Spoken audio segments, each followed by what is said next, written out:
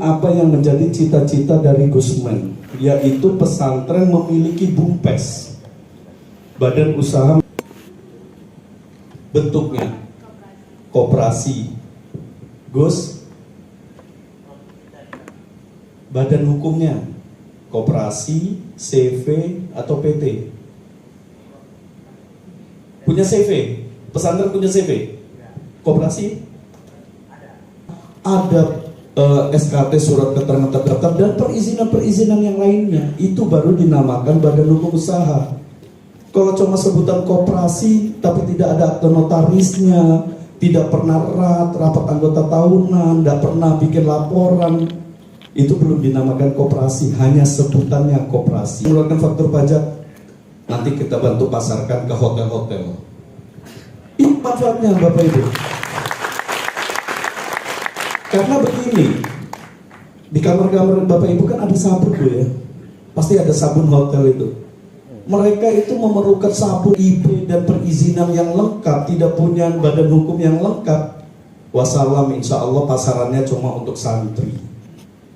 Iya, nggak bisa.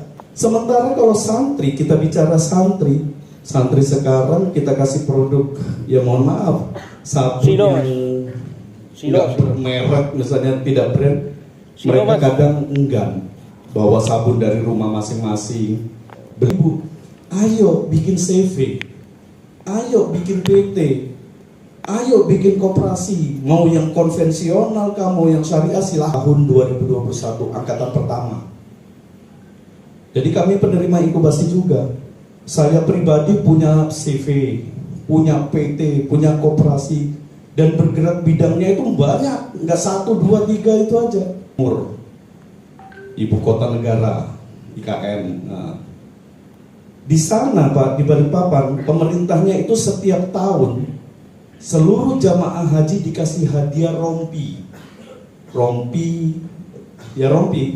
yang tulisannya Jamaah Haji Kota Balikpapan. Itu selalu pesantren kami yang dikasih tendernya. Sudah pesantren Al-Mutakin aja bikin. Kenapa kami dikasih? Karena kami punya badan hukum dan bisa mengeluarkan faktur pajak. Dan pemerintahnya komitmen ingin membesarkan pesantren melalui unit-unit usahanya.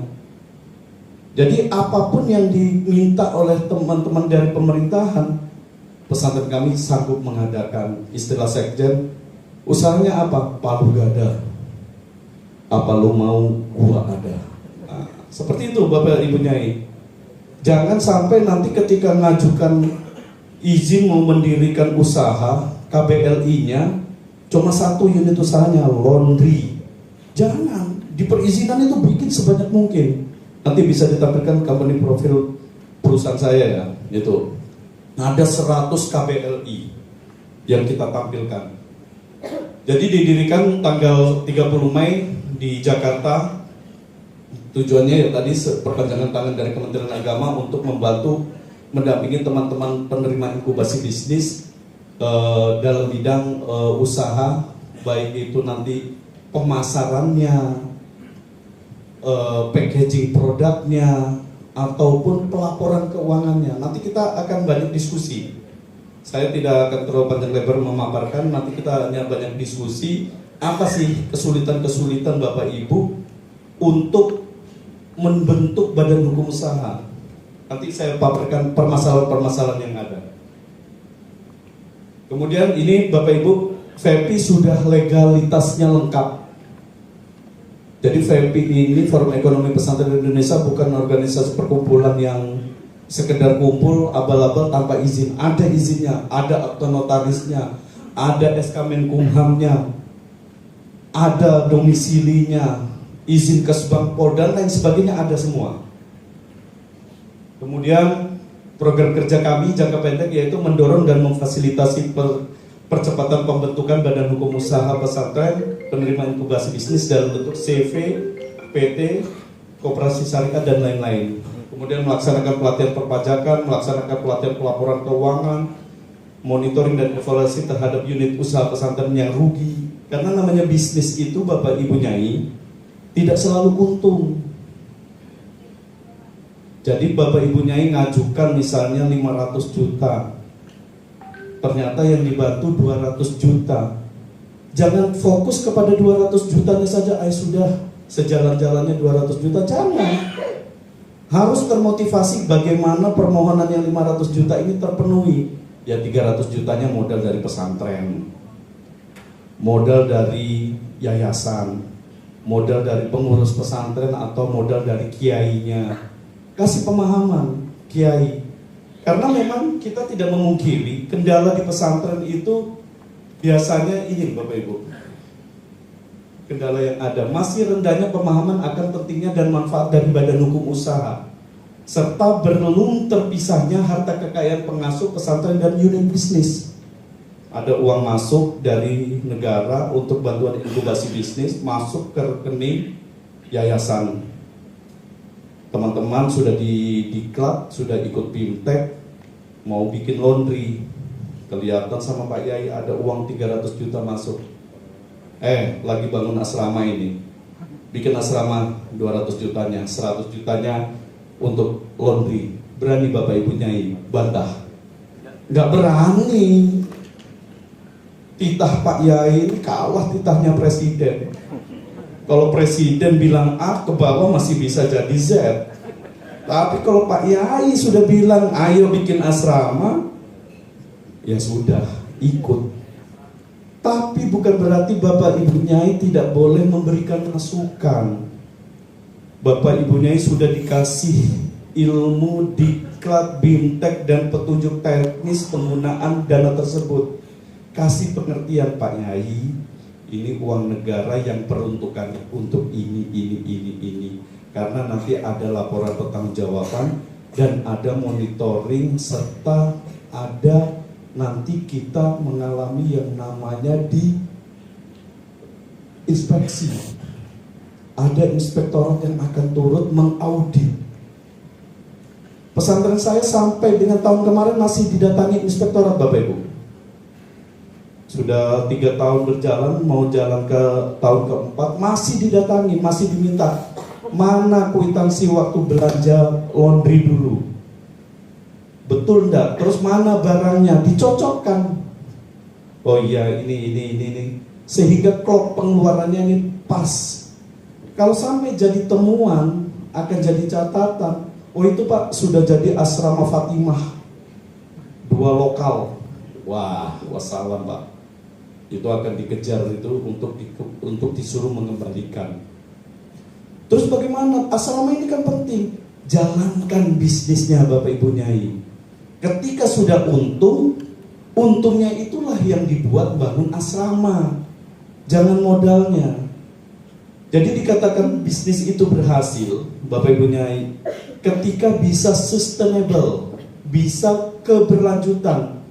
Dikasih modal 100 juta, misalnya ini ya, misalnya 100 juta untuk nanam jagung misalnya. Panen jagungnya jadi 150 juta. Yang 50 juta itulah yang boleh digunakan untuk bangun asrama. 100 jutanya nanam jagung lagi. Jangan, wah untung sudah 150 juta, kasihkan Pak Yai untuk bangun asrama. Habis itu habis modal, stop, nggak bisa nanam jagung lagi. Itu namanya gagal. Berhasil dapat keuntungan pertama tapi tidak ada sustainability, tidak ada keberlanjutan, tidak bisa dikatakan bisnis itu untung. Dan sudah hukum alam, bisnis itu hanya ada 2, untung dan rugi. Ketika rugi bagaimana? Bangkit. Jangan habis rugi ya sudah, kita tidak bakat, kita ngaji aja sudah, ngajar santri aja, jangan seperti itu. Dan semuanya itu harus di-manage, harus membuat tim untuk membesarkan bisnis. Jangan nanti kepala sekolah sanawiyah merangkap kepala unit bisnis laundry, merangkap tukang cucinya, tukang setrikanya, dan accountingnya. Giliran ada jam kosong di kelas, dipanggil, Pak ada kelas kosong, setrika ditinggalkan, nyuci ditinggalkan. Jangan, harus dibentuk tim Tim yang menjalankan unit bisnis ini kalau perlu tidak ada hubungannya dengan dunia pendidikan di pesantren. Jadi dia fokus menjalankan bisnis. Ditunjuk orang yang sudah kamu ngurusin laundry aja. Kalau ada jam kosong biarkan guru yang lain yang isi. Kalau ada urusan-urusan tamu biar pengurus nanti yang ngurusin. Jangan sampai unit bisnis yang ngurusin tamu, ada takziran dia yang ngurusin takziran, mau boyong santri dia juga yang boyong. Jangan. Saya pastikan kalau semua diambil alih sendiri, nggak akan berkembang dan tidak akan berhasil bisnis tersebut, Bapak Ibu Nyai. Jadi diawali dengan niatan untuk menjalankan amanah yang diberikan negara. Berapapun itu, insya Allah akan menjadi pemicu bahwa pesantren ini bisa mandiri dengan tata cara yang benar. Dalam artian apa? Ya mengikuti arahan-arahan yang telah diberikan selama diklat dan BIMTEK. Seperti itu. Kemudian, ya ini salah satu permasalahannya, terbatasnya SDM yang memiliki skill dalam menjalankan unit bisnis. Di pesantren saya itu adanya ahli nahwu, ahli sorof, ahli fikih, ahli wirid, subuh bilang. Nah, yang ada cuma itu. Kalau disuruh bikin mengeluarkan faktur pajak nggak ada ahli pajak, ahli penyusun laporan keuangan, neraca, arus kas, nggak ada yang punya seperti itu. Cari open recruitment, pondok pesantren Al-Falah menerima satu orang accounting, dicari satu orang accounting, persyaratan S3, gaji 10 juta, misalnya seperti itu, rekrut, diseleksi betul-betul, kemudian digaji secara profesional. Sekali lagi Bapak Ibu Nyai, namanya bisnis tetap ada untung dan rugi. Tinggal bagaimana kita mensikapi diri ketika kita berada pada posisi yang di bawah rugi. Saya bukan berarti ketika menjalankan bisnis di PT, CV, dan koperasi ini nggak pernah rugi. Rugi juga Bapak Ibu Nyai, sudah pernah rugi. Ya kalau sampai dengan hari ini saya total rugi itu ya mungkin 2 miliar adalah. Betul, bilhak. 2 miliar itu ada kerugian perusahaan saya. Cuma apakah berhenti? Enggak, balas dendam. Gimana uang 2 miliar yang sudah alami rugi ini bisa kembali untung? Makanya tetap eksis menjalankan bisnis. Kenapa bisa settle? Ya karena yang bisnis kemarin rugi ini menjadi pembelajaran, jangan sampai rugi lagi. Seperti itu. Saya punya PT bergerak, like spesialisnya itu pengeboran sumur dalam. Jadi saya punya alat mesin untuk ngebor sumur sampai kedalaman 500 meter. Mesinnya mesin hidrolik, dijalankan dengan mesin, operatornya manusia, tapi bekerja sendiri mesinnya, sampai 500 meter. Itu Bapak Ibu Nyai, kalau perusahaan-perusahaan mau cari air untuk mes karyawan apa segala macam perumahan, sekali order kalau hanya kedalaman 150 meter dengan casing 6 in, baru pompanya submersible, itu 500 juta bayarnya. Modalnya berapa? Modalnya 200 jutaan aja Pak. Untungnya 300 juta. Tapi untuk mendapatkan izin pengeboran itu tidak mudah juga. Jadi harus berbadan hukum, kemudian mengurus namanya menjadi anggota asosiasi pengeboran sumur dalam. Asosiasinya hanya ada di Jakarta, ngurus izinnya cuma ada di Jakarta, biaya izinnya sampai 50 juta.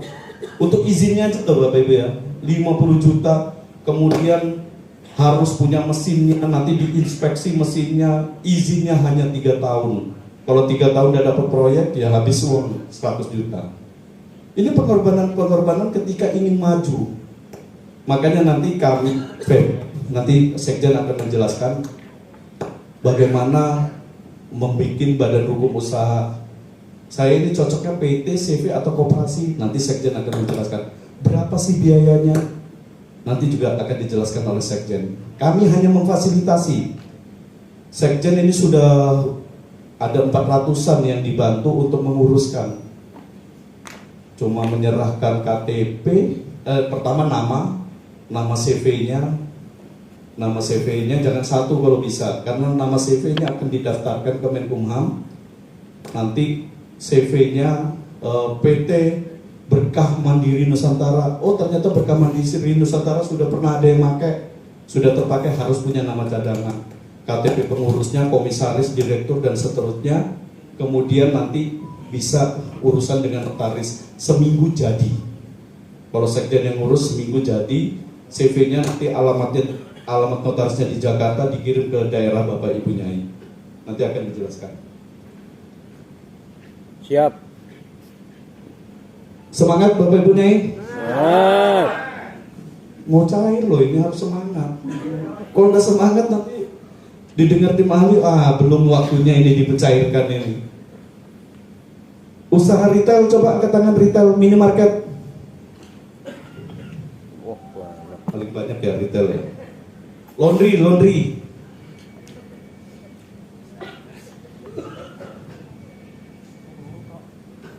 Nih, kalau dapat 300 juta, mau beli mesin berapa?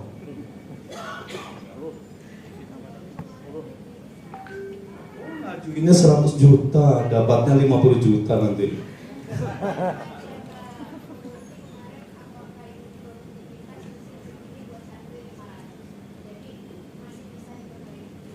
Santrinya 500.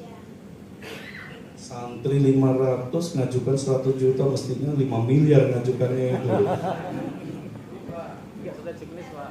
Saya punya santri 700 yang mukim. Untuk Balikpapan 700 itu Bapak Nyai, Ibu Nyai, itu santri yang sudah banyak.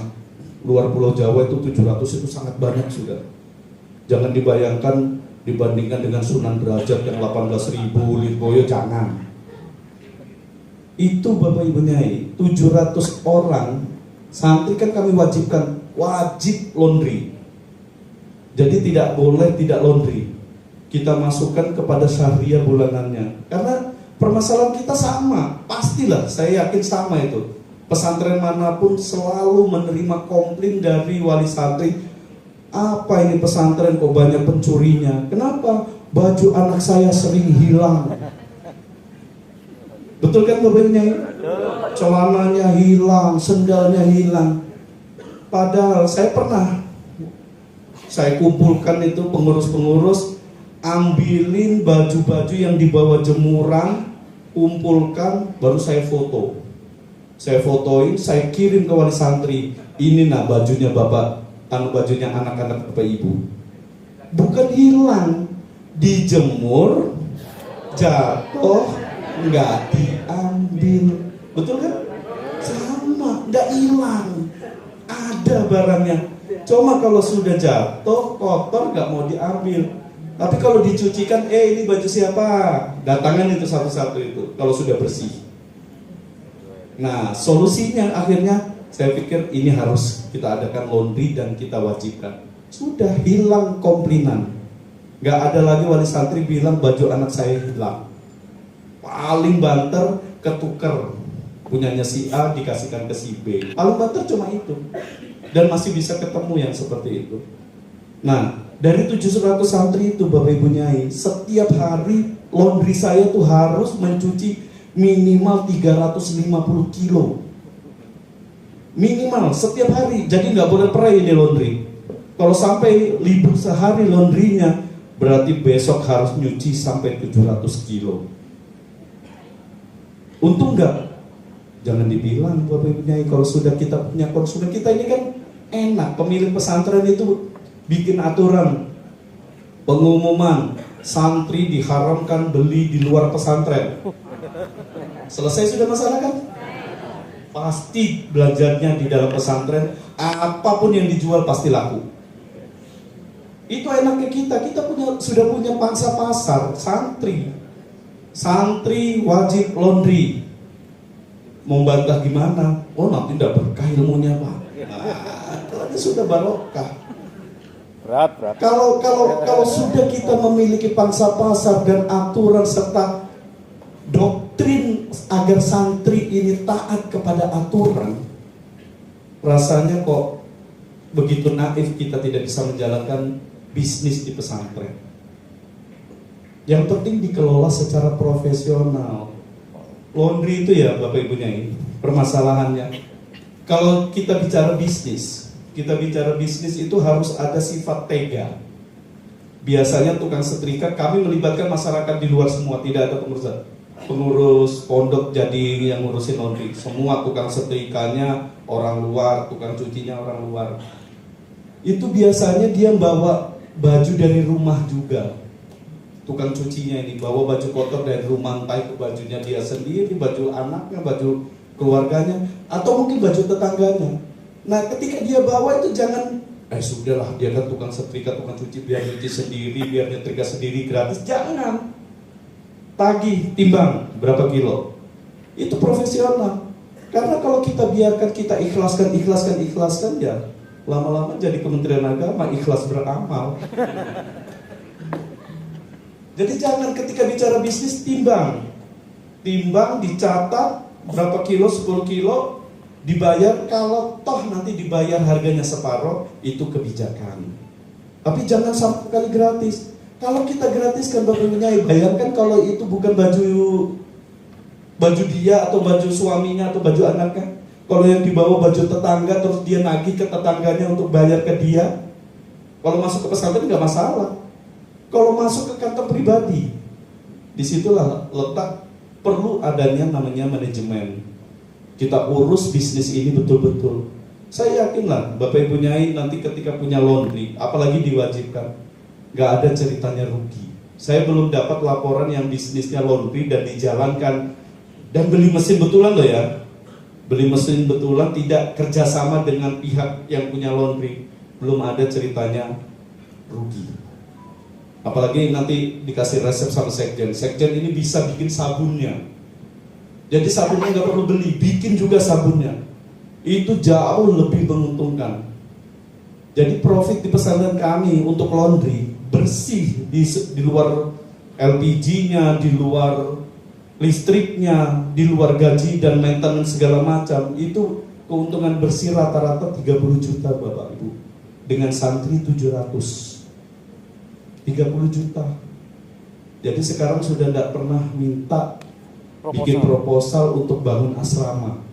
Cukup dari hasil laundry dan bisnis-bisnis yang lain. Itu tujuannya kemandirian pesantren. Kemudian next.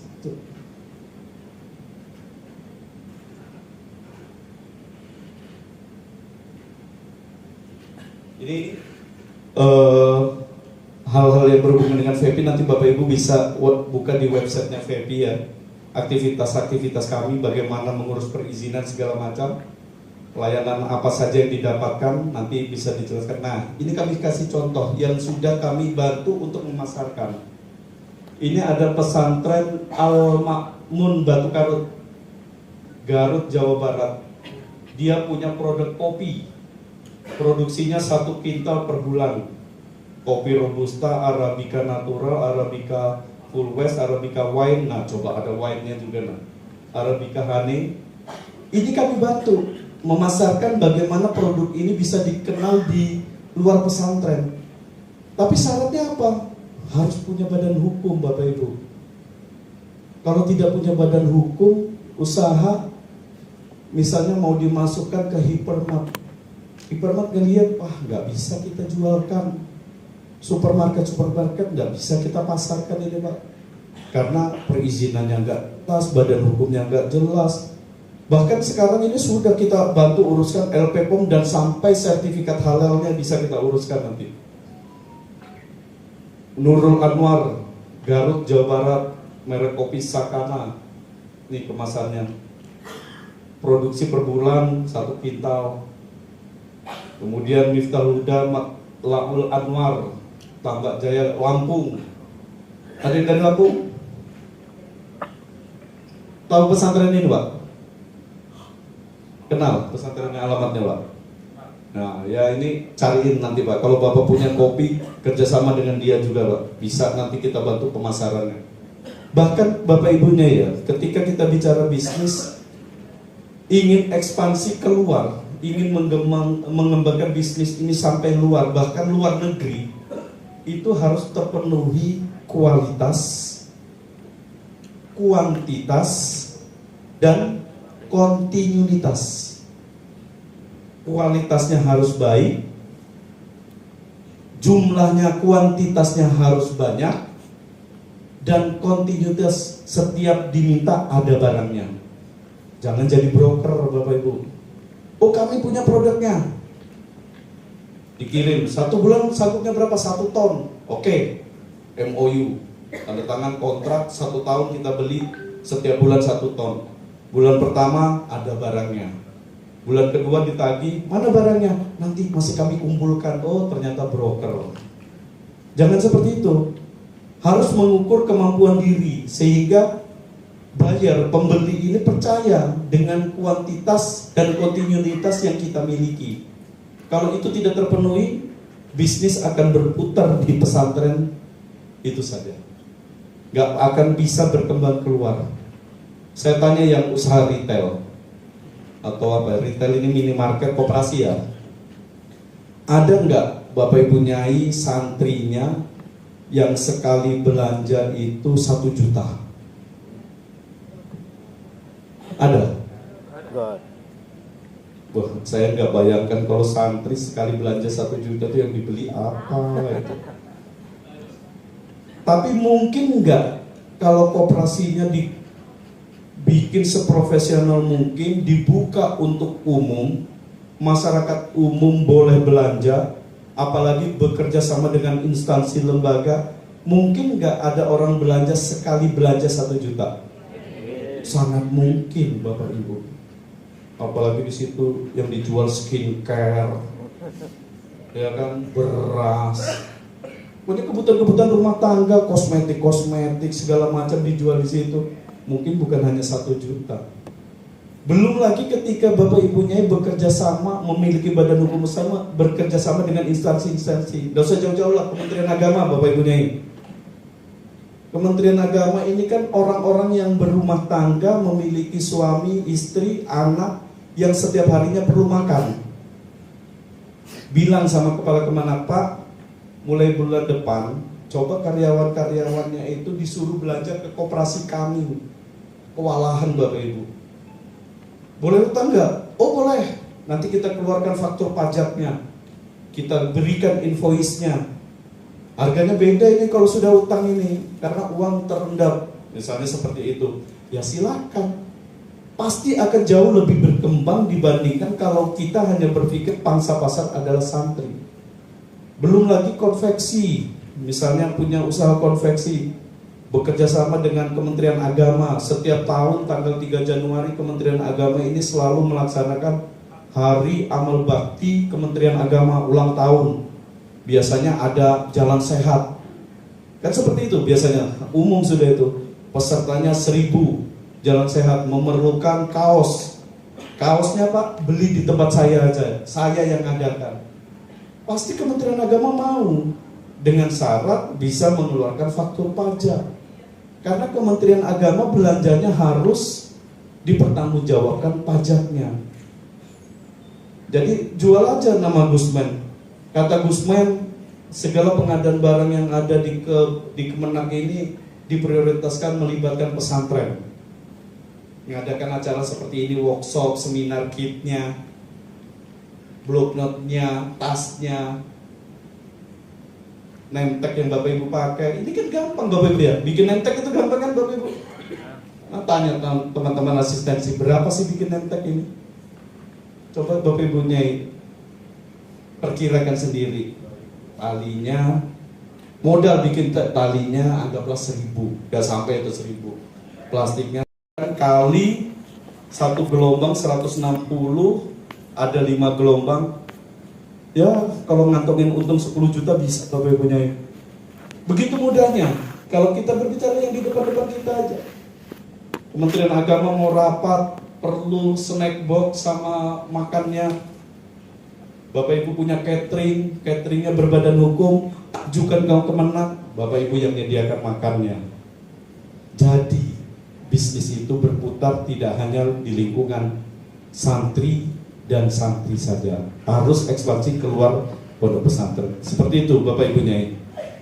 Ini contoh-contoh kami yang mengumpulkan produk-produk kopi Bogor, kopi merek kopinya Aswaja, dan seterusnya. Ini ada kopi Pinang, Probolinggo. Demikian Bapak Ibu Nyai, nanti kita lanjut penjelasan sekjen membangun unit bisnis itu bagaimana dan lain-lain sebagainya.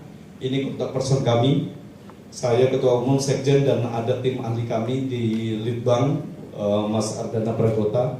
Ini yang merancang website dan membangun kerjasama dengan kementerian lembaga negara. Kalau Bapak Ibu sudah settle usahanya, bagus pencatatan laporan keuangannya dan bankable, Bapak Ibu perlu berapa miliar bisa kita usahakan untuk mengumpulkan lembaga keuangan untuk penambahan modal. Terima kasih. Wassalamualaikum warahmatullahi wabarakatuh. Waalaikumsalam warahmatullahi wabarakatuh. Ya, silakan untuk selanjutnya kepada beliau Bapak Kiai Ahmad Rifai selaku Sekjen Forum Ekonomi Pesantren Indonesia. Disilakan. Terima kasih dengan hormat tim asistensi. Bismillahirrahmanirrahim. Assalamualaikum warahmatullahi wabarakatuh. Apa tuh ini? Marinan ya? Pesantren Cair Mandiri. ya? Habis itu yang 4. Pesantren Pesantren Indonesia cair. Doakan ucapan kan doa. Saya tadi dengar ada yang belum pasti, mungkin semangatnya. Bismillahirrahmanirrahim. Baik, saya melanjutkan apa yang diungkapkan ketum. Jadi kita fokus di Badan Usaha Milik Pesantren. Pada dasarnya memang Kementerian Agama kan terkenalnya dulu ya berangkatin hajiin, terus apa lagi? Pertama ngawinin, terus pokoknya terkenal lah ngawinin menang. Terus yang kedua berangkat haji, yang ketiga apa? Itu pengadilan. Yang ketiga terkenalnya apa coba yo? Nyekolahin, sekolah. Terakhir mondokin. Jadi 4 hal itu.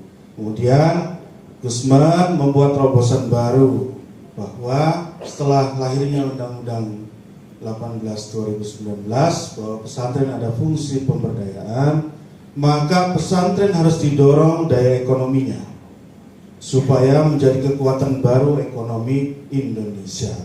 Nah, saat ini banyak pesantren-pesantren dan sekarang sudah 2000 lebih ya, sudah menerima pesantren. Nah, dari 2000 itu yang dibantu, Kemenak juga berkomitmen untuk mendampingi.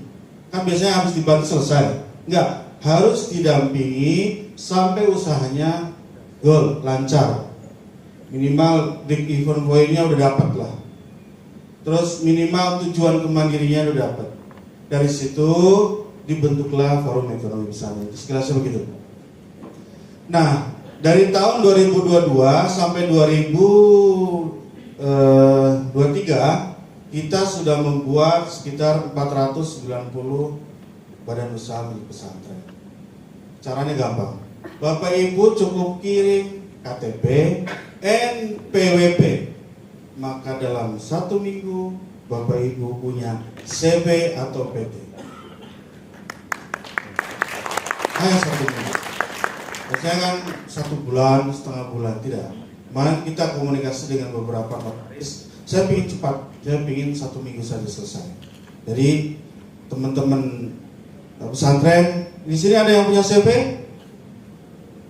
PT, belum. Ya, maka nanti kalau setelah dapat dana, kemudian bikin legalitas usahanya bisa dalam bentuk CV atau PT atau koperasi.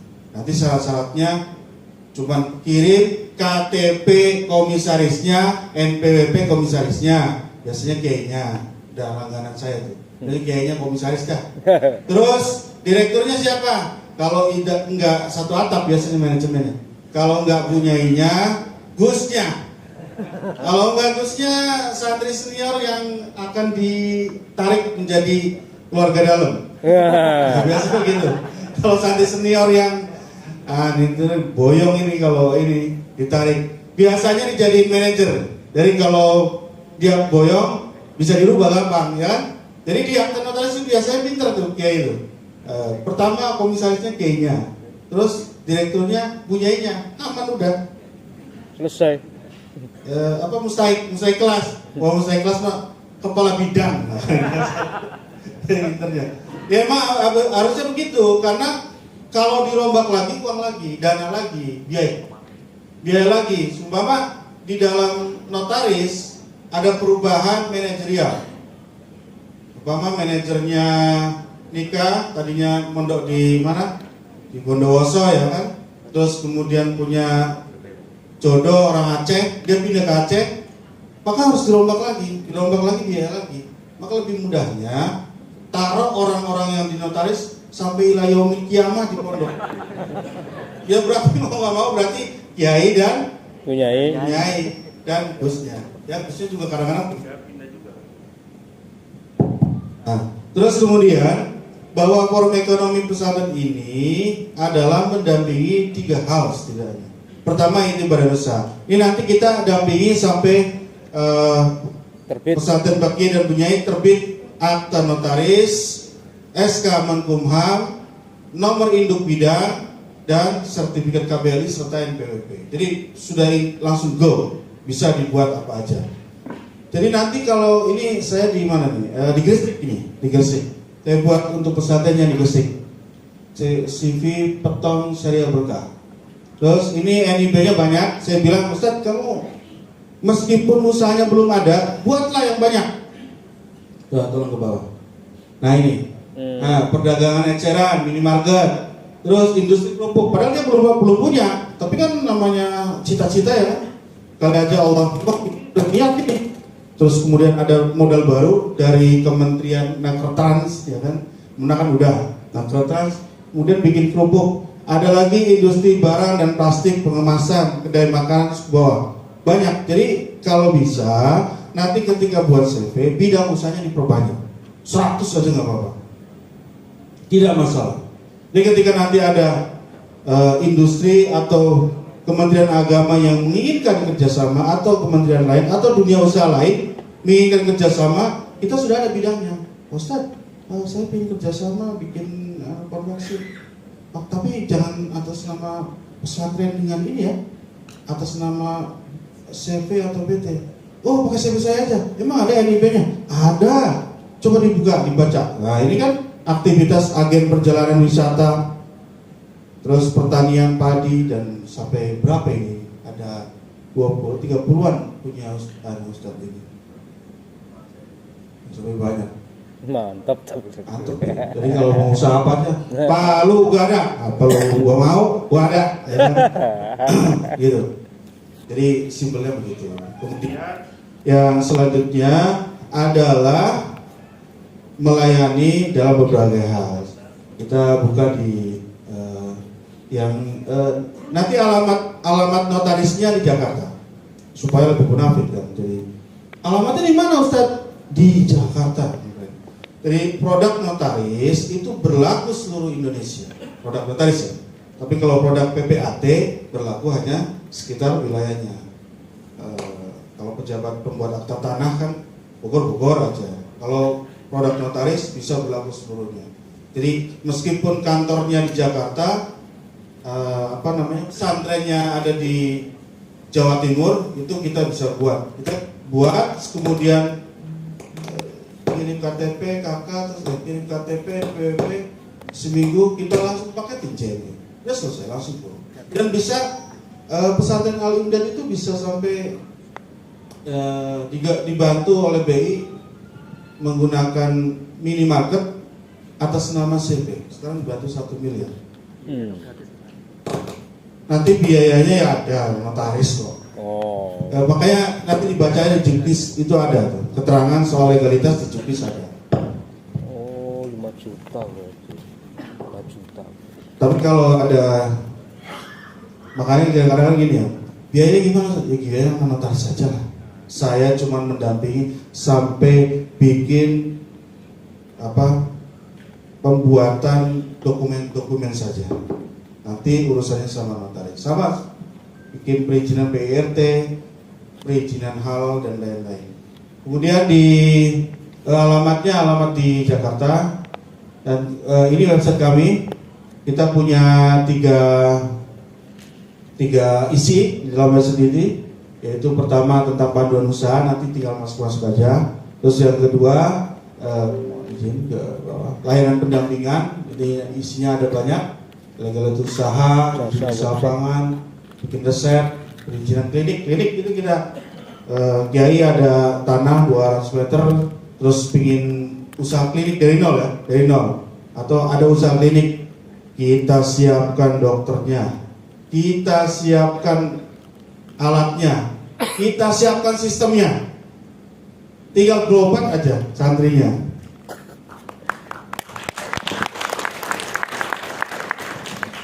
Kemarin kita sudah menjajaki kerjasama dengan BPJS. Ternyata BPJS gini, saya baru tahu juga. Jadi kalau ada klinik yang kelasnya sudah klinis, santri juga bisa punya klinik kelasnya sudah fasilitas pertama BPJS. Jadi satu orang tuh harganya 15.000. Coba bayangkan kalau pesantren ini ada 1.000 kali 15.000 berapa itu? 15 juta. Meskipun dia tidak berobat, yang penting data yang menjadi fasilitas pertama itu ada di kliniknya Kiai. Harga per kepalanya berapa? 15.000. Dia banyak merokoknya di belakang, merokok masuk 15 juta. Gak ada yang, meskipun gak ada yang berobat. Baru tahu sih gitu. Bahkan juga coba bayangkan yang santrinya 2.000, santrinya 3.000, masukkan dari kelas pertama, fasilitas pertama di klinik pesantrennya. Lumayan itu buat tambahan pesantren, nggak ngapa-ngapain. Enak juga nyari dana ternyata di BPJS. Terus kemudian kita alhamdulillah sudah melakukan kerjasama dengan beberapa ekosistem bisnis. Salah satunya adalah di dalam dunia real, yaitu dengan advisory. Terus kemudian dengan Santi Chain, kemudian dengan Hal-Hub. Kalau dengan Hal-Hub tadi Ketum sudah menyampaikan ada produk kopi, kita sudah kurasi bagaimana kemampuan pesantren tersebut untuk dipasarkan di dunia internasional, di luar negeri. Jadi anggota kita itu sudah ada yang sudah dipasarkan di Belanda, sudah ada produk sawit, ada di sini pesantren yang punya produk sawit, silakan ke kami. Produk sawit sudah di Belanda, terus produk batik juga sudah ke negara-negara Asia Tenggara, itu kerjasama dengan berbagai lembaga. Terus kemudian dengan fishery itu perikanan nggak ada ya tahun ini ya, yang non bantuan lah. Kali ada pesantrennya Kiai yang punya perikanan, boleh nanti WA saya, nanti kita bareng bahwa fishery itu ngasih modal, kemudian mendampingi masa pertumbuhannya sampai ikannya panen, dia yang beli. Coba enaknya gimana? Dikasih modal, didampingi pas saat ininya, kemudian sudah besar dia yang beli. Kita cuma nyediain lahan, dan enaknya sistemnya itu semua pakai HP. Jadi ngasih makan tuh ikan kayak gini nih. Saya pakai HP, keluar, neng. Jadi aplikasi itu makannya. Jadi ada GoFood versi ikan, namanya fishery itu. Jadi pakai pencet HP langsung keluar makanan. Terus kemudian ada lagi kita kerjasama dengan terutama Tokopedia, dan kemarin meminta ada satu holding di Tokopedia itu produk-produk pesantren itu khusus gitu di Tokopedia dan TikTok Shop. Itu sudah kita lakukan kerjasama. Nanti kalaulah kita bersatu dalam ekonomi, maka Indomaret yang cuma jumlahnya Hajar. berapa? 20.000, Alfamart yang 19.000 itu bisa menghancurkan ekonomi kecil. Kita 41.000 bersatu dalam kekuatan ekonomi, kita akan hancurkan ekonomi konvensional. Semoga ini adalah ikhtiar pesantren maju dalam bidang ekonomi. Jangan lagi yang maju mereka-mereka. Kaum sarungan, kaum becian, sudah saatnya maju di bidang ekonomi. Dengan catatan dapat SK.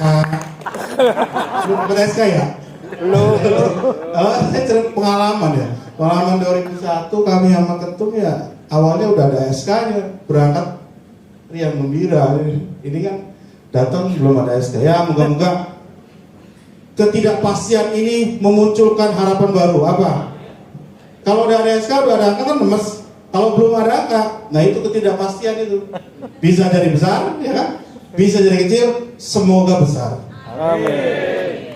Nah, ini ada direktur litbang saya, litbang kami, Forum Ekonomi punya litbang, penelitian dan pengembangan, ada nama Mas Kota. Mas Kota ini salah satu aktor ekonomi sebenarnya. Ada yang kenal ya permen Davos? Iya. Ada kan? Nah beliau itu cicit pendirinya. Cicitnya. Jadi itu kan Davos tahun Belanda ya? Tahun Belanda. Nah, beliau itu cicitnya lah.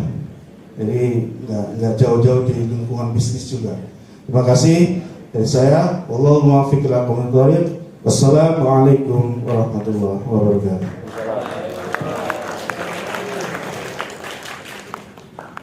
Baik, terima kasih banyak kepada Bapak Kiai Ahmad Rifai. Selanjutnya Bapak dan Ibu dibuka sesi tanya jawab. Masing-masing untuk termin pertama ini satu pertanyaan. Boleh dari angkatan 9 terlebih dahulu, boleh raise hand yang mau bertanya. Oke, saya pilih satu mungkin yang tengah ya.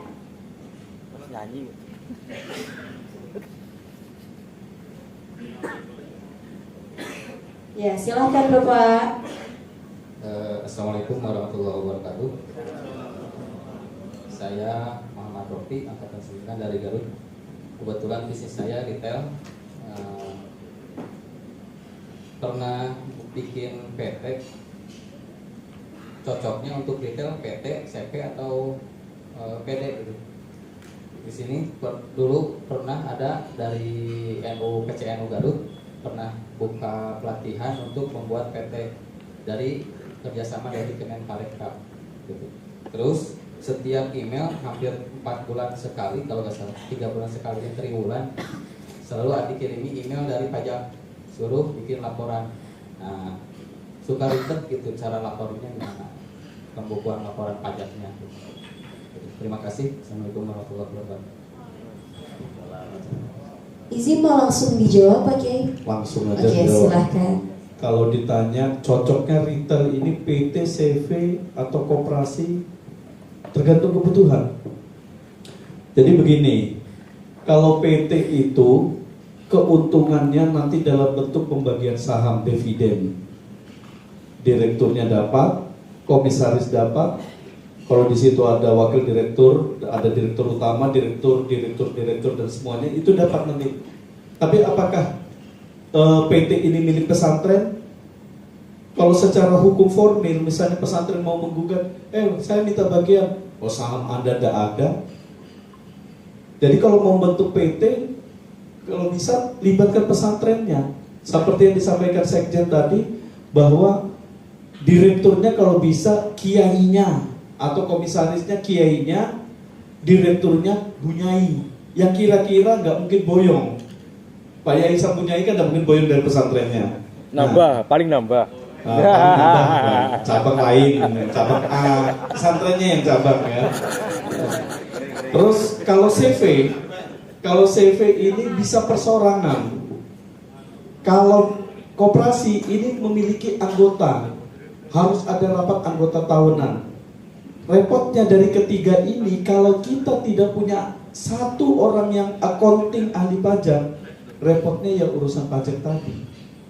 ditagih sama pajak untuk laporan. Jadi bukan ditagih pajak loh Bapak Ibu ya, ditagih laporan pajak.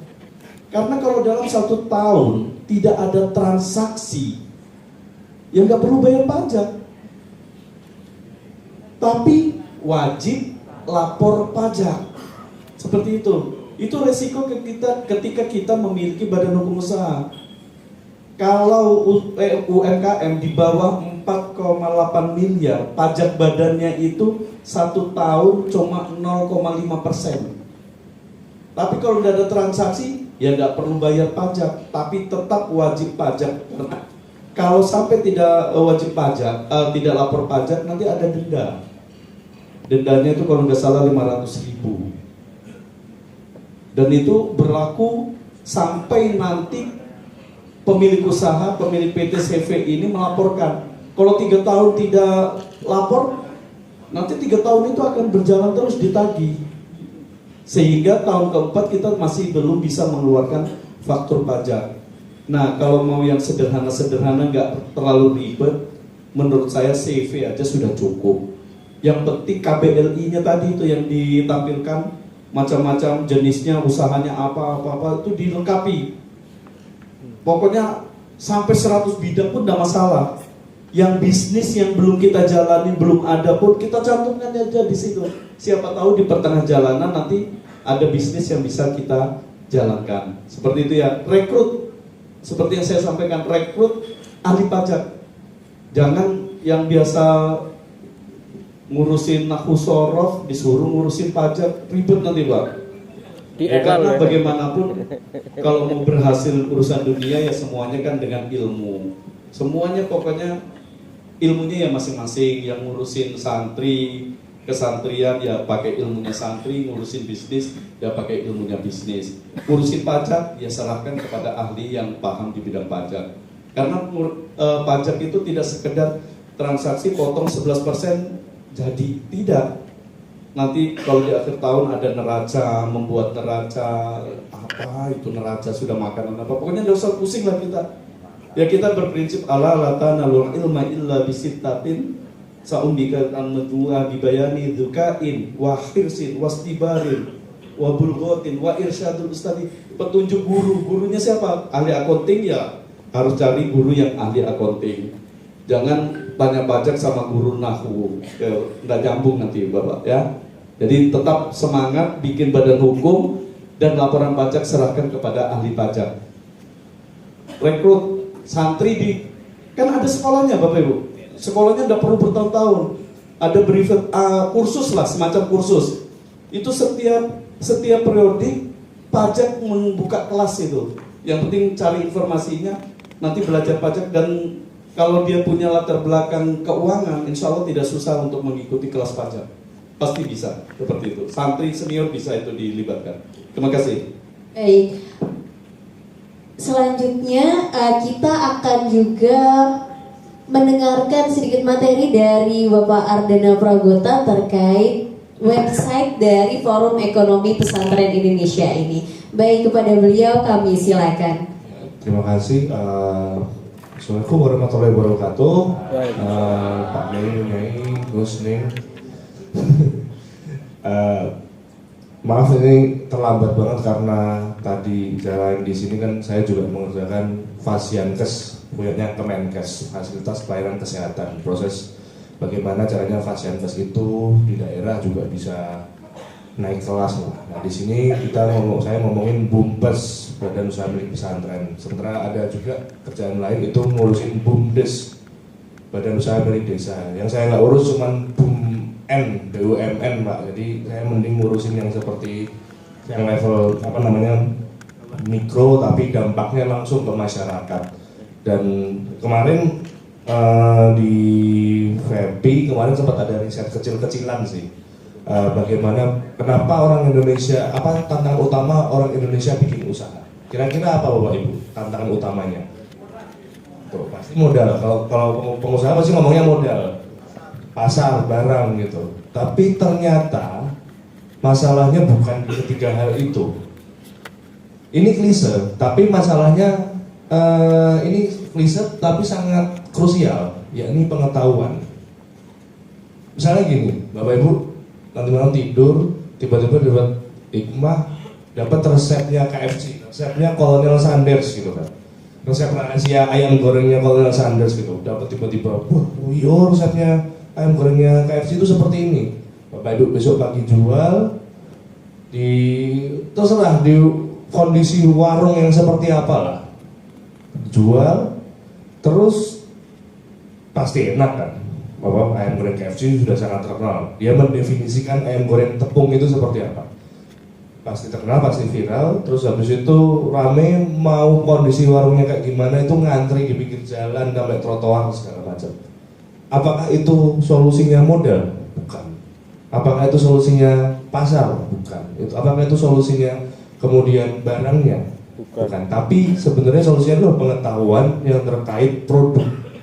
Jadi ini kan masalah utama di negara kita ya, bahwa banyak UMKM melakukan bisnis itu tuh pengetahuannya sudah terpaku pada satu titik tertentu. Ayam goreng ya ayam goreng yang seperti ini, sabun yang seperti ini, pakaian yang seperti ini, retail yang seperti ini. Kalau kita bicara retail, oh mau invest berapa? 300 juta. Bentuknya seperti apa? Indomaret. Nah, karena sudah didefinisikan oleh Indomaret dan Alfamart bahwa retail seperti ini. Problemnya itu di pengetahuan, dan pengetahuan itu ya agak klise. Wah, berarti saya harus tahu ABCDE. Mungkin tadi kayak ngomong soal pajak gitu kan. Pajak itu kan ada sebelumnya laporan keuangan, neraca, laba rugi, terus laporan arus kas dan segala macam, sampai akhirnya analisis pajak, sampai analisis investasi. Itu kan pengetahuan. Bukan uangnya dulu yang ada di situ, tapi uangnya dicatat sekecil apapun. Nah, pengetahuan itu beredar, sayangnya di Indonesia itu hanya di pusat-pusat kota besar, di Jakarta, Jogja, Bandung. Jadi kalau Bapak Ibu lihat, saya ke Jogja, saya asli Jogja ya. Kalau ke Jogja itu kuliner, peredaran informasi pengetahuannya sudah sangat maju lah. Misalnya kayak terakhir teman saya itu buka burger kambing, dan burger kambing itu enak, dan dia itu membuat resepnya itu hasil ngobrol sana sini sama chef, sama tukang sate kelatak. Kalau Bapak Ibu tahu di Jogja itu ada inovasi pangan namanya sate kelatak. Sate cuma ditaburin garam itu. Nah, ngobrol sana sini dan komunitasnya sudah settle, sudah matang lah. Sementara di tempat lain itu masalah. Nah, pertanyaannya kemudian, kaum santri ini bagaimana komunitasnya terkait usaha? Karena kalau ngomong ilmu agama itu sudah matang. Gus Rifai ketika bicara soal fikih ngomong ini soal apa, bingung tanya ke siapa, itu hanya hitungan jam sudah dapat jawabannya. Tapi ketika bicara soal bisnis, tanyanya ke siapa? Itu problem yang mungkin dihadapi Bapak Ibu juga ya. Nah, itu kenapa inisiatif yang selanjutnya dilakukan FEPI adalah menghubungkan pengetahuan best practice di dunia bisnis dengan ke kelompok santri, ke kaum santri, ke kelompok kaum pesantren, dengan cara yang paling mudah melalui website ini. Mungkin langsung scroll yang section 2 aja, Mbak. Bawah. Gitu. Nah, nanti Bapak Ibu kan visinya adalah membangun usaha pesantren. Idealnya setiap pesantren itu tuh kan memenuhi kebutuhannya masing-masing. Dana kelola santrinya berapa, jumlah santrinya berapa, habis itu makannya gimana, pakaiannya gimana, listriknya gimana. Kan pasti Bapak Ibu ini yang tahu. Operasionalnya itu berapa? Operasionalnya katakanlah 200 juta sebulan. Ngambil uangnya dari mana ya, cari uangnya ya. Nah, usaha apa yang bisa memenuhi 200 juta sebulan? Dan itu tidak mungkin cuma satu, pasti lebih dari satu. Di FEPI kami juga sedang menggodok soal peta jalan, petunjuk teknis yang lebih rinci. Sementara hipotesis kami ya, belum fix. Hipotesis kami adalah pesantren harus punya bisnis primer dan bisnis sekunder. Bisnis primer itu paling enggak ada retail, laundry, sama warung makan. Dan yang sekunder yang benar-benar untuk nge-push pemasukan itu tuh ya bisa macam-macam. Bahkan properti pun bisa bisa jadi bisa jadi opsi ketika ngomong bisnis sekunder, tergantung aset dan modal ketersediaan yang ada di pesantren. Nah, itu kan kerangka umum kemandirian pesantren, karena kerangka umum intinya adalah di kata kemandiriannya. Nah, ini kan bukan sedang proposal bantuan dana pesantren, tapi kemandirian pesantren nama programnya. Jadi bisa memenuhi katakanlah seluruh operasional itu. Nah, itu kan pusing ya menuin operasional. Nah, gimana caranya supaya eksekusinya itu enak? Nah, kami sediakan supaya nanti Bapak Ibu ketika saya sudah punya laundry, saya sudah punya retail, tapi belum punya warung makan. Gimana ya mulainya? Nah, insya Allah kami bisa menemani lah, Febi bisa menemani. Nah, itu pas ide. Terus nanti pas mulai kami juga beberapa kami bekerja sama ya, Sekjen ya, dengan beberapa pihak ketiga yang menyediakan bantuan usaha dalam bentuk berbagai macam, bisa jadi peralatan yang dikerjasamakan atau pesantren melakukan pembelian. Jadi misalnya kemarin Sekjen sempat sibuk juga ngurusin legalitas usaha. Ya udah, kami mengkurasi notarisnya, Bapak Ibu tinggal tektokan via platform kami. Misalnya bikin website, kami mengkurasi penyediaannya, Bapak Ibu tinggal ngobrol gitu. Jadi kami berusaha sebisa mungkin menyiapkan semua layanan usaha yang ada yang dibutuhkan pesantren, dari mulai ide, membangun awal, tumbuh sampai berkembang. Nah, tapi ide-ide ini ide yang benar-benar baru ya Bapak Ibu di ekosistem UMKM, ekosistem usaha kecil dan segala macam dan sejenisnya. Tapi yang paling penting adalah bagaimana Bapak Ibu itu berperan aktif. Dan kami juga insya Allah bisa monitor langsung lewat kanal ini, dan insya Allah targetnya kita 2 tahun lagi ketemu punya berapa usaha Pak Ketum? Minimal 10. Tapi 10 itu kan tidak bisa ya dari Kemenak ya, karena kan dibatasin banget, karena ya nanti kita akan bagi-bagilah sama pesantren lain. Tapi bagaimana cara mewujudkan minimal 10 itu? Nah, nanti kita pikir bersama-sama. Yang penting niatnya dulu, yang penting daya juangnya dulu. Mungkin Bapak Ibu bisa buka fepi.org.id. Nanti kalau sudah waktunya daftar, nanti kami akan coba masukkan Bapak Ibu ke sana supaya bisa menikmati fasilitasnya. Terus nanti kami juga ada beberapa medsos, mungkin nanti dijelaskan oleh Mbak Moderator. Terima kasih. Oke, baik, terima kasih banyak. Mungkin Bapak dan Ibu boleh dibantu dibuka Instagramnya, Mbak? Oke, baik. Ini ada Instagram dari Forum Ekonomi Pesantren Indonesia di @ekonomi pesantren, menghadirkan dukungan lengkap untuk bisnis yang lahir, berkembang, dan menghidupi komunitas pesantren. Bapak dan Ibu yang sudah punya Instagram bisa langsung follow supaya bisa tetap terkoneksi dengan Fepi, bisa juga DM, dan nanti di dalam Instagramnya juga ada beberapa informasi-informasi terkait ekonomi pesantren di Indonesia. Oke, baik, terima kasih banyak kepada Pak Ardana atas penjelasannya terkait website dan juga cara-cara mengembangkan bisnis di pesantren. Kita akan lanjut ke sesi tanya jawab. Selanjutnya ke angkatan 10. Boleh dari angkatan 10 ada yang raise hand? Oke, baik, silahkan Ibu.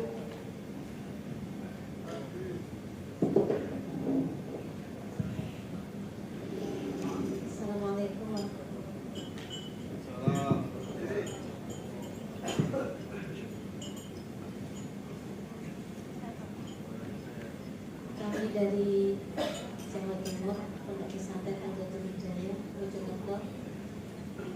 Bapak yang kami tanyakan, kebetulan kemarin Pondok Pesantren kita mendirikan koperasi dan sudah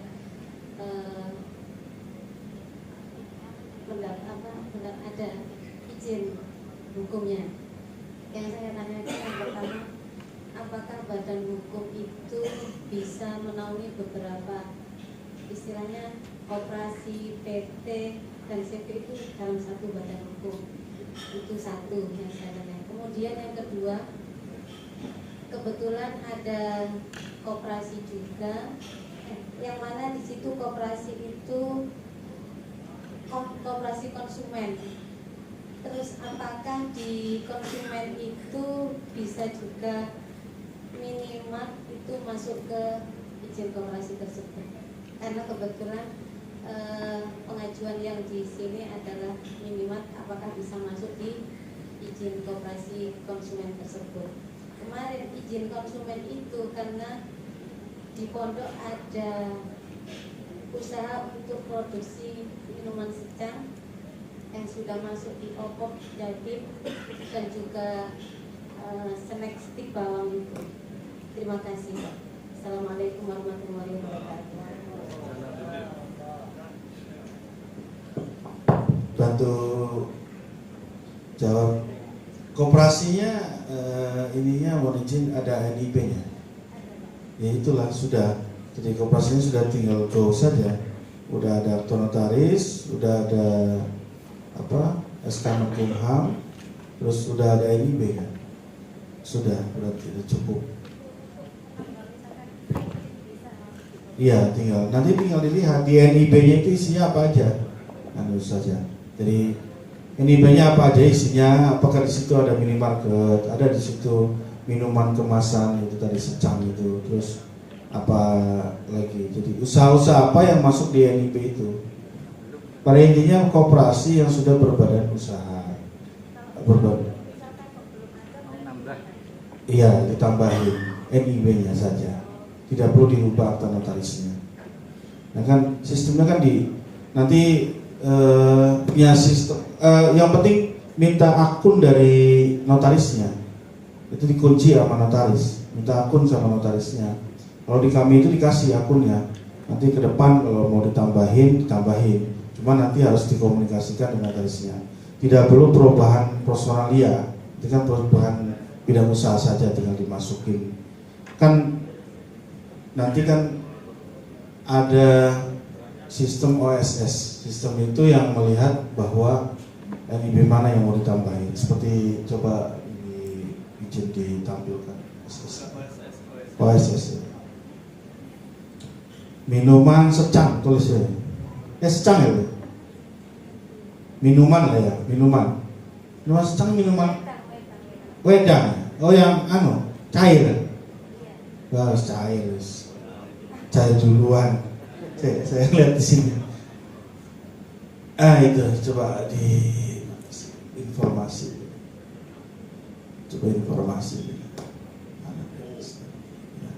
Perizinan bidang usaha. Bidang usaha. Tadi mana sih? Ya searchingnya itu, nah itu. Coba minuman.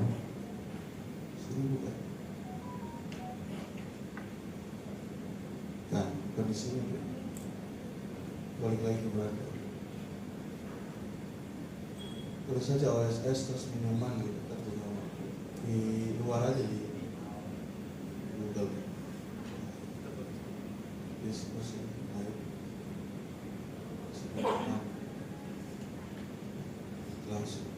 Langsung klasifikasi KBLI. Nah iya. Nah itu minuman. Ininya KBLI-nya ini enggak 46333. Harusnya itu. Coba dicek aja. Coba mohon izin ke bawah. Ada minuman. Kok nggak ada isinya? Tapi KBLI-nya benar. Atau apa lagi selain minuman? Di koperasinya apa lagi isinya? NIB-nya. KBLI-nya. Pertanian mana? Coba pertanian apa?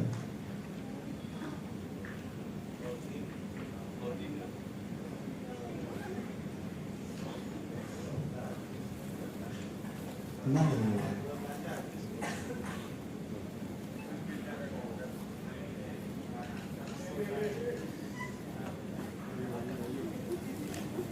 Loading itu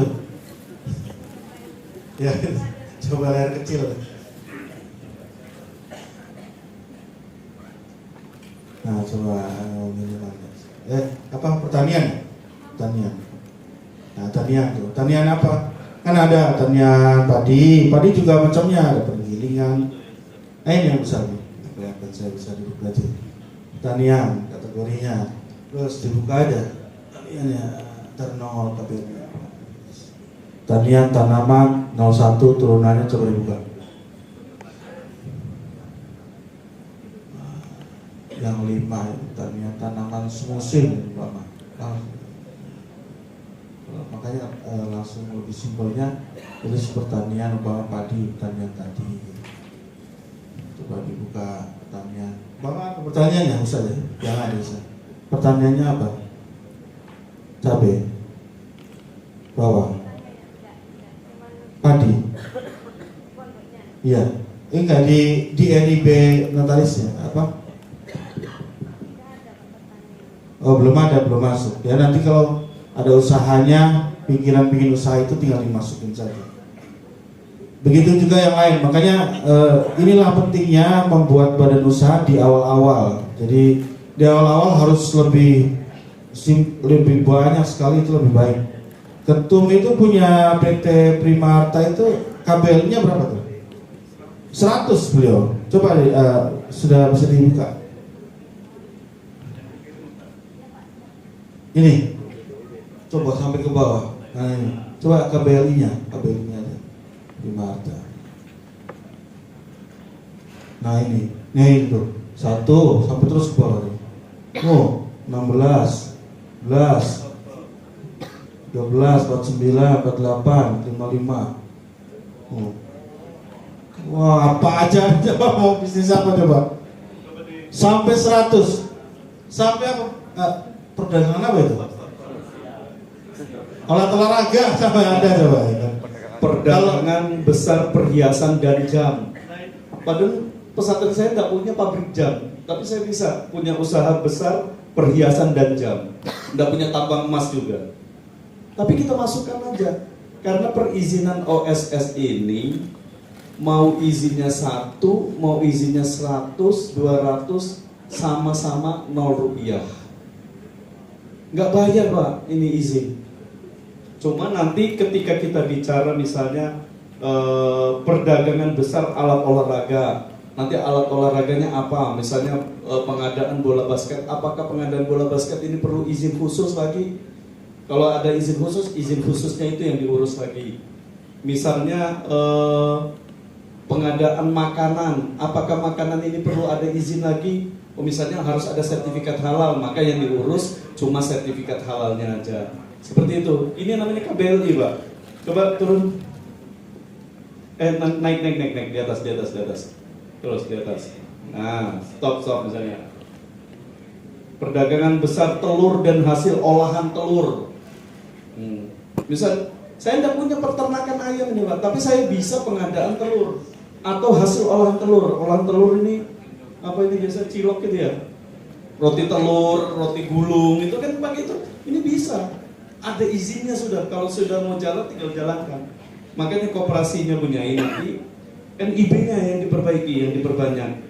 Tapi kalau ingin membentuk badan hukum usaha lain dari koperasi turunannya ke PT ke CV bisa.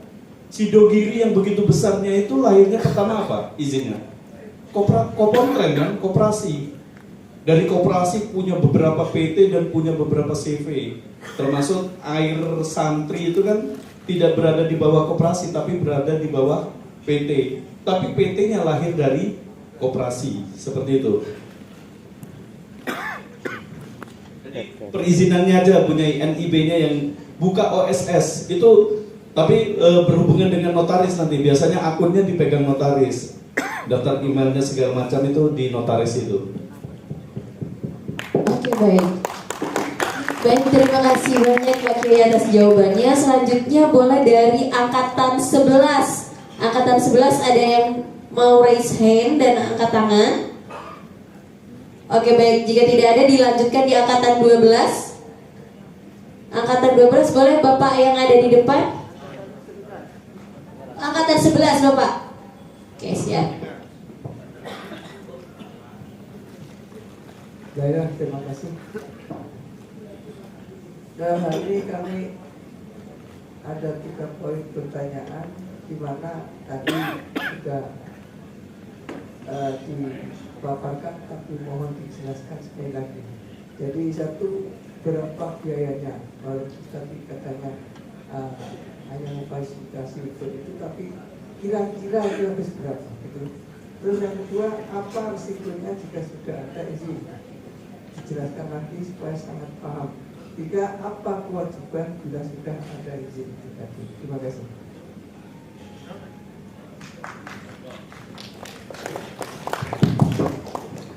Biayanya kemarin terakhir itu 5 juta untuk pembuatan CV, 7,5 juta untuk pembuatan PT. Nah di Juknis itu yang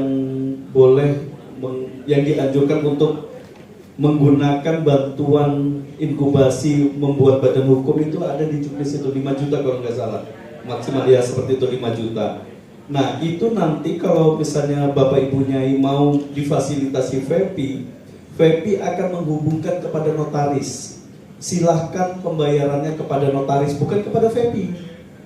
Disinilah Kementerian Agama membentuk VEPI itu supaya Kementerian Agama tidak disibukkan dengan urusan perizinan dan pembayaran kepada notaris, agar menghilangkan persepsi Kementerian Agama berbisnis. Demikian pula kami, VEPI, kami tidak mau dibilang berbisnis. Silakan, kami akan bantu fasilitasi persyaratannya apa saja.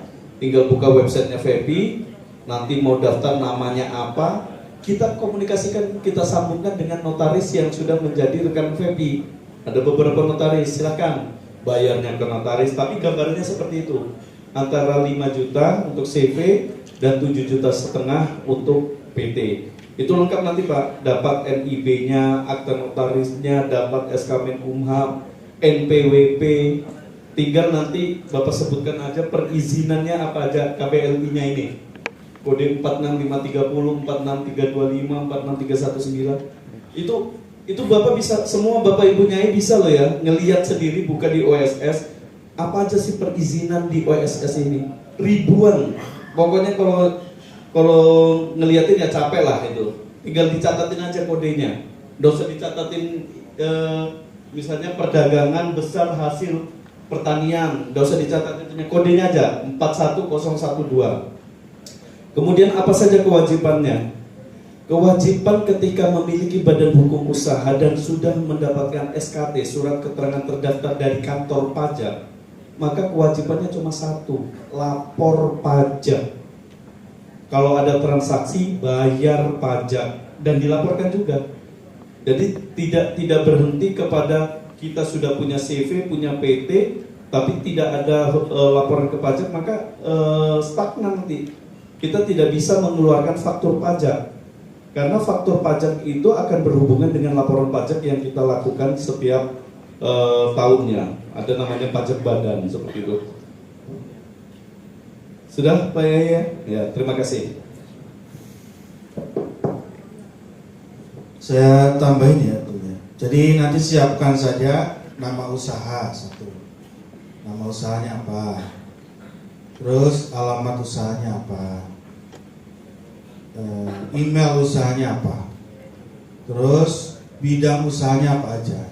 Tulis, digital printing, kantin, catering, toko bangunan, toko ATK, perdagangan umum besar, pedagang minuman, minimarket, pajak, masukin. Atau yang masih istiqoroh, umpama perikanan lele, perikanan nila, atau yang masih di konsep, masih di Basul Masail kan ya? Masih ada di Basul Masail, tulis aja apa ada laundry, atau biro travel, haji dan umroh, masukin saja.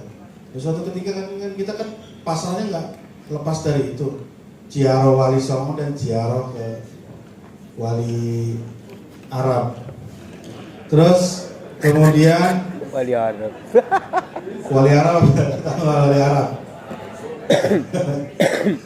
Kemudian selanjutnya adalah yang utama, nama komisaris, kirim KTP sama NPWP-nya. Terus direkturnya kirim KTP sama NPWP-nya sama emailnya. Itu aja. kirim ke kami, proses, nanti tinggal pesantrennya CP dan PT-nya punya Kiai, langsung kita sambungkan dengan notaris, insya Allah 1 minggu tuh selesai. Gitu Kiai. Semoga membantu.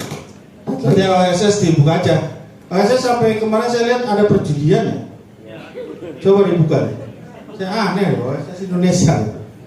Kasino itu ada kasino. Coba lihat. Jangan yang itu ya. Ntar geger media. Pesantren membuka perjudian. Coba lihat. Perjudian. Ya. Bagi hasil ya kalau menang. Kirot akadnya ya kan. Perjudian. Coba lihat. Ada kemarin. Apa tuh kemarin Mas Gota? Enggak, kemarin ada kok. Wah, udah nggak ada deh. Coba judi ya katanya.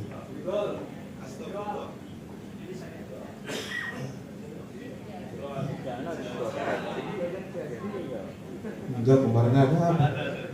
Kemarin ada ya? Sekarang udah hilang ya? Kata-katanya nggak ketemu, cari sendirilah di kamar.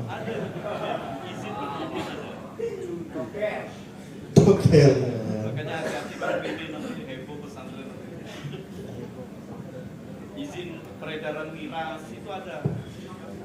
Jualan aktivitas perjudian dan pertaruhan. Oh, aktivitas perjudian dan pertaruhan. Pertaruhan aja. Aktivitas pertaruhan, perjudian, taruhan. Taruhan ada loh.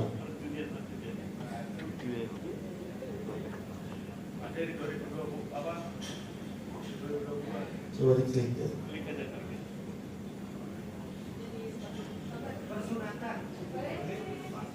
Taruhan kayaknya. Apa itunya? Komputernya apa ini? Ini komputernya Syariah ya ini. Nggak mau dia. Di HP-nya Mas Gota bisa. Wah, HP-nya ya. Bukan penatu ini laundry. Kalau laundry itu penatu. Pertaruhannya ya.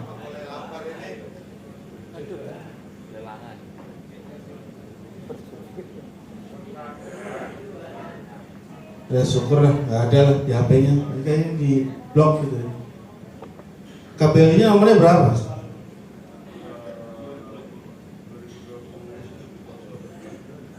Ya bagi yang mau catat gitu. 2020 berapa? 70. Iya. Pendatang. Ya nanti dilihat sendiri banyak. Yang banyak aja. Yang kira-kira rasional itu. Rasional dan tercapai. Oke, selanjutnya mungkin masih ada waktu. Masih ada pertanyaan. Oke, baik. Boleh yang ada di belakang paling ujung itu Mbak Okta yang masih, nah, ya itu. Iya, benar.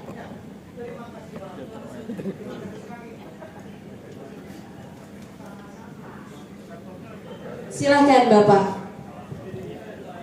Bismillahirrahmanirrahim. Langsung saja, saya Hasan Asari, angkatan 12. Yang ingin saya tanyakan kembali Bapak, kalau yang minimarket itu enaknya masuk di apa, CV apa PT?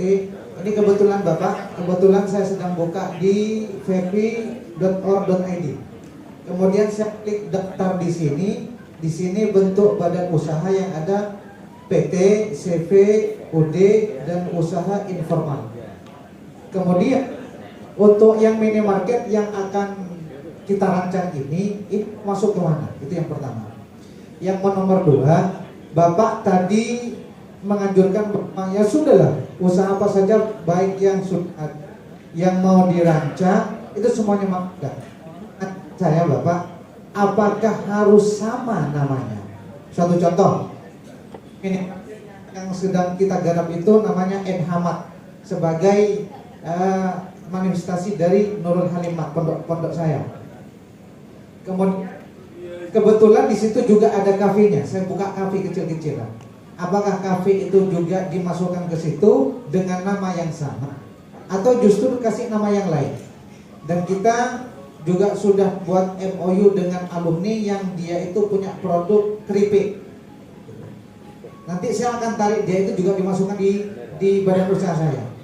Maka apakah harus sama penamaan-penamaan dengan Enhamat atau Nurul Halimnya itu, atau justru kita punya seperti semalam karena mungkin brandingnya luar biasa, saya beli kopi kenangan mantan.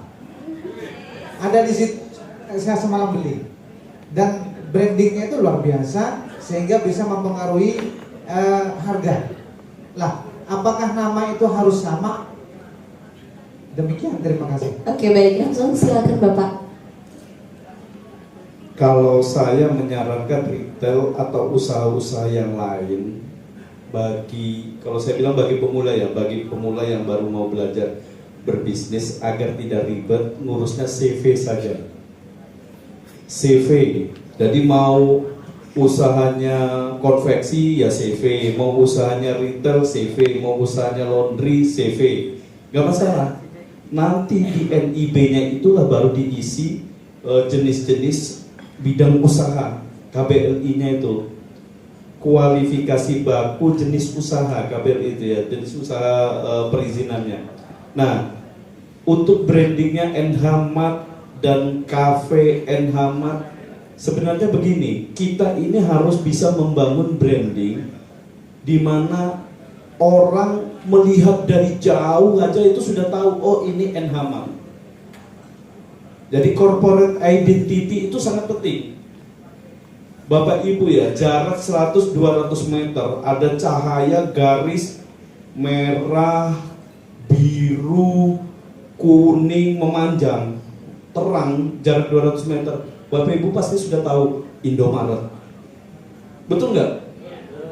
Walaupun belum ada tulisannya Indomaret, belum baca tulisan Indomaret, cuma garis saja, garis memanjang, merah, biru, kuning, itu Indomaret. Nah, Bapak Ibu harus bikin corporate identity, usaha-usahanya, baik itu retail ataupun apapun itu namanya. Ketika orang melihat dari jauh, sekilas naik motor, naik mobil, sekilas dilihat, oh ini Enhamat. Sama seperti basmalah itu kan. Kita naik mobil, naik bis aja kan ngelihat basmalah, sekilas aja kan kelihatan Bapak dan Ibu, basmalah seperti itu. Mohon izin Bapak dan Ibu, nanti akan ada waktu coffee break, bisa didengarkan terlebih dahulu pemateri yang ada di depan, Ge. Oke, silahkan lanjutkan dari Bapak. Jadi seperti itu, Gus, Yai, buat CV dengan corporate identity yang orang ini bisa mengenal bahwa ini adalah Enhamat. Jadi Enhamat dengan coffee mart-nya tadi atau cafe atau buat apa lagi, itu usahakan brandingnya itu sejalan. Misalnya identik dengan huruf N-nya ini karakteristiknya berbeda. Nanti coffee-nya juga coffee Enhamat-nya ini harus mirip. Jadi jangan berubah-berubah. Ini punyanya siapa lagi cafe mart ini?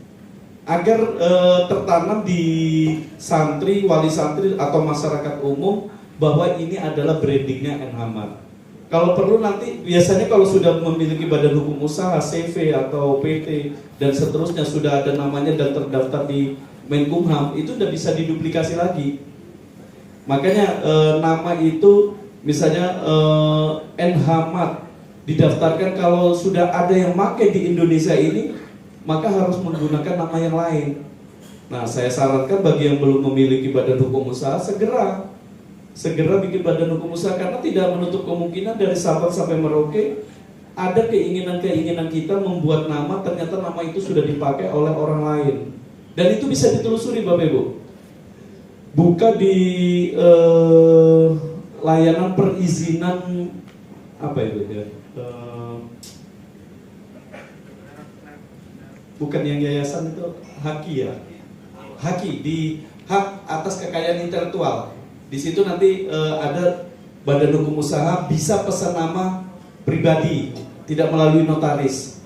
Itu pesan nama aja bisa Bapak Ibu lakukan, bayarnya 100.000 untuk nama. Bapak Ibu bisa mesan sendiri. Ketika sudah pesan, nanti itu biasa bayarnya ke negara. Banknya biasanya dia kerjasamanya dengan BNI, menjadi penerima negara bukan pajak, PNBP. Nama itu nanti bisa kalau misalnya Bapak Ibu mau menyerahkan ke Sekjen, kami punya nama ini, nah bukti daftarnya, biar nanti notaris yang akan menindaklanjuti untuk pembentukan akta notaris dan perizinan lainnya. Jadi bisa itu dibuka di HAKI, hak atas kekayaan intelektual, ODJ kekayaan intelektual. Itu nanti ada macam-macam badan hukum yayasan, perkumpulan, organisasi, perseorangan, CV dan seterusnya. Seperti itu Gus ya. Mohon izin Pak. Ya, silakan.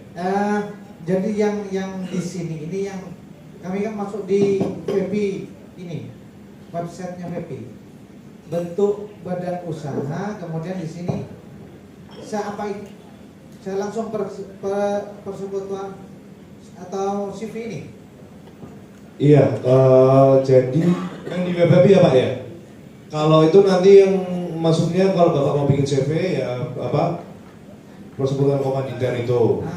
Kalau Bapak mau bikin PT ya perseroan terbatas. Jadi kan jenisnya memang sekali bikin itu harus memilih memang Pak dalam sekali proses pembuatan ya. Enggak. Kalau yang tadi saya sampaikan, kalau minimarket, kalau minimarket, badan usaha yang harus saya di sini CV apa usaha dagang? Di sini kan ada pilihannya itu. CV aja Pak, CV aja. Oke, siap. Oke, CV aja.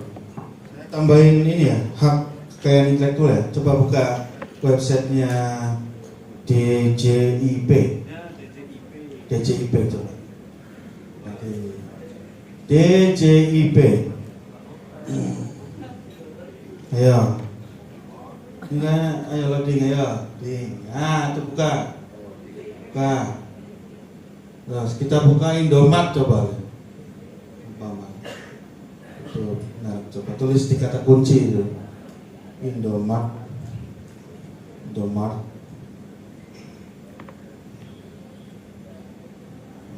Cari coba. Aku nggak ketemu. Maret.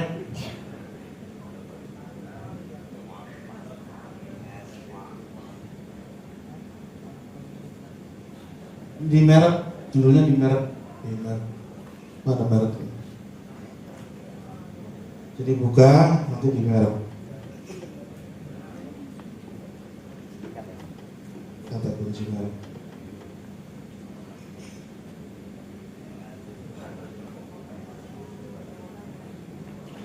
Nah nanti ini begini, nongolnya begini.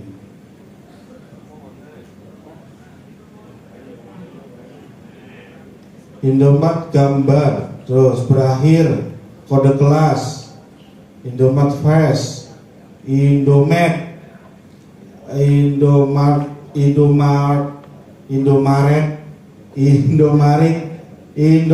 Plus, Indomaret Fresh, Indomaret itu nggak ada ya. Jadi banyak ini pilihannya, nggak bisa di ini ya, beda kok. Anunya laptopnya beda ya, syariah ini laptopnya. Merek. Di permohonan terus coba merek Mbak. Merek. Nah itu. Aduh, jangan-jangan harus ada laki-laki di sana, perempuan semua. Gak hidup. Wah, bisa di username. Ya begitulah. Kalau di HP saya langsung keluar. Diketik aja nanti. Umpama NH ya. Apa? Belum ada itu. E sama N.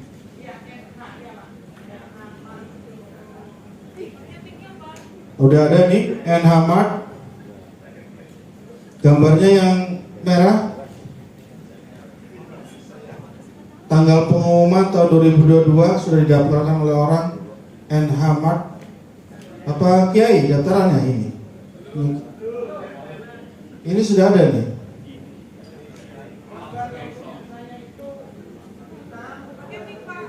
Sudah didaftarkan NH Mart. Nggak bisa. Ini gambarnya merah. Ada Enkamat, Enkamara, Eramat, Egamat, Eramat. Tapi jangan lemas dulu Pak Kiai, tenang aja. Bisa dicara itu sebenarnya.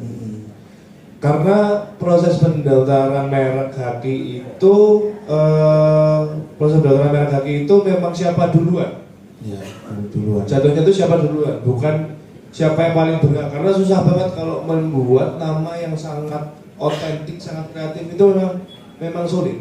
Memang idealnya ketika bikin usaha punya mereknya apapun lah, Bapak Ibu, misalnya NH turunannya itu NH Kripe, NH apa, itu tuh langsung daftarkan di Haki memang. Tapi masalahnya begini, itu tuh kan sebenarnya mengamankan sengketa dan segala macamnya, yang mana itu bisa di resolve atau diselesaikan secara perdata atau bahkan tidak perlu gaduh-gaduh. Tapi intinya adalah kalau di sini tuh bagaimana brand itu benar-benar kita pegang. Dan kemudian ketika melakukan branding kita pede. Tapi sebenarnya banyak perusahaan juga, bahkan perusahaan di Jakarta ya yang kelas menengah, dia hanya mendaftarkan, tapi tidak kemudian mengurus patennya secara rinci terkait mereknya. Karena ya sumber daya terbatas dan segala macam, mereka tuh fokus di brandingnya. Karena konsumen itu nggak kemudian nyari ke Haki, wah ini saya mau beli Indomaret terdaftar nggak ya? Itu mereka nggak nyari, kecuali yang sudah gede banget ya. Memang di brandingnya yang penting itu, maksudnya kayak dekorasinya, desainnya dan segala macamnya. Jadi Haki itu bisa tertancap di pikiran secara kultural, tapi juga bisa secara terdaftar secara legal. Bapak tinggal mau pilih pertarungan yang mana, itu aja sih Pak. Coba ini yang kemarin itu sabun itu apa namanya? Oh iya, sabun dari ini ya, apa Kiai mereknya? DM apa? DM aja gitu. Coba DM. DM sudah ada. Itu sudah ada. Sudah ada. Bapak, saya khawatir nanti ketika saya tetap melanjutkan yang Enhamat itu lambat laun ketika minimarket saya sudah berkembang, alhamdulillah, dan semoga saja seperti itu dengan benar. Takut nanti ada yang komplain gitu. Itu yang tidak, kalau saya tidak merubahnya. Ya. Saya khawatir seperti itu. Ya kalau saya tanya pengusaha kayak kami ya ibaratnya bisa ganti di awal Bapak. Tapi kalau itu kan singkatan dari nama pesantren ya Pak ya. Iya benar. Nah kalau dari pengusaha sama saya kayak saya tanya ini enaknya ganti di awal atau enggak? Ya jadi besar dulu aja baru kita bertarung Pak. Kalau itu karena ya mending gitu Pak. Maksudnya kayak kita mikir besarnya dulu aja, baru kita nanti bertarung di legal. Karena agak susah ketika di Haki, banyak pemegang Haki yang di awal itu kalah juga Pak. Kalah juga karena dia itu ya asal daftarin aja gitu. Apa istilahnya yang kalau daftar duluan itu kalau di hukum ada kan yang memang diizinkan mendaftar duluan baru bisa dapat ini ya. Ya kayak Haki ini kan ada yang mau daftar duluan, siapa cepat dia dapat itu lah. Itu. Yang didaftar, karena ada diproses tidak, nah ini didaftar, ditarik kembali.